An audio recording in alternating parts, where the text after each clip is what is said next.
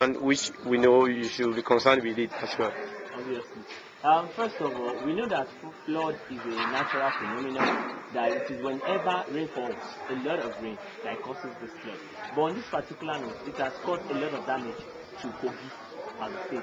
And according to reports, it was said that it was a dam opened in Cameroon that affected these drainages and water flow in KOJI state. And again, as of yesterday, the federal government just declared a state of emergency in KOJI state, which means that for some time now there will be no trading, there will be no activity going on in KOJI state, so that NEMA, that is the National Emergency Management, can do their work in there. And for crying out loud, KOJI leads to a lot of places. It leads to the likes of Abuja, to Kwara, and other nearest places. So what we're trying to say now is just that it's going to affect other places.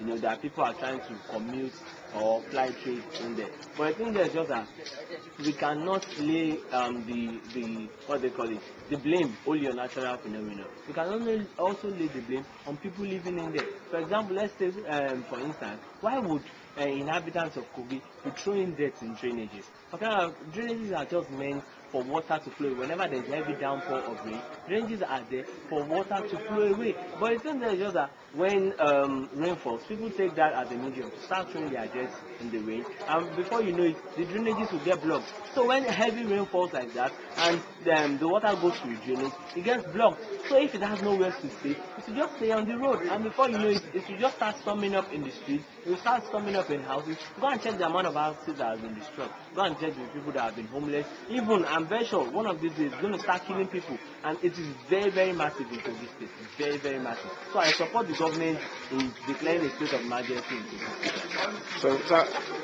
as a Nigerian, do you have any experience of such that has been happening before now?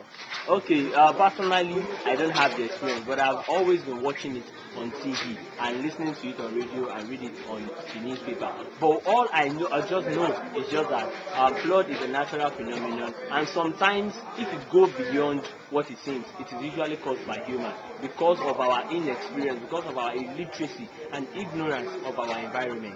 Sometimes our ignorance to cause flood in our environment. Sorry, is it a current issue in Nigeria? Or? Obviously, it is a current. It is not only in KOJI state, even right here in Lagos state, it is happening. Go to places, go to the likes of Igorotu, the likes of Ajegunle, and places like that. Even as last year, we all know what happened in the Ajegunle, that they were even thinking of what do they call it, to declaring a state of emergency. You know, like that. So it's not only there. So this thing is happening all over Nigeria, and it's affecting it. It's not even in Nigeria alone. You go to China. Yes, there is what do you call it? There is flood there also. So it's not only in Nigeria, and you know when there is flood, it affects a lot of activities, both internally and sensitize people, the inhabitants of the environment, to tell them to, you know, just educate them on how to use their environment, on how to dispose, you know, their trash bins.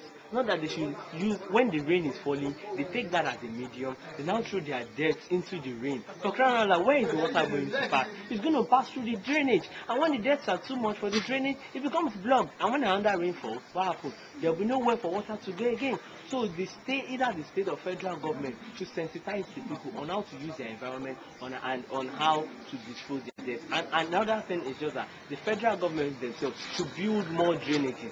You can get to a local government and see 1 or 2 drainages. Okay, you should have at least 10 drainages in a particular local government, so that while water is going through this place, it will be passing through other places too. And in some places you will not see gutter. So we need what they call it, infrastructures to make this real. So I would advise the government to work on their own part and to sensitize people living in the environment on how to dispose their debts. How are your solutions about? Yeah, that's my recommendation for the federal government. Well, thank you. But do you have anybody that is affected with this current one?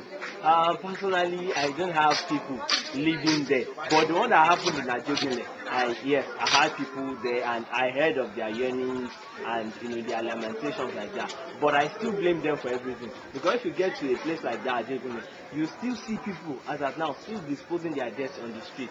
So, but personally, on my own note, I've been affected by it.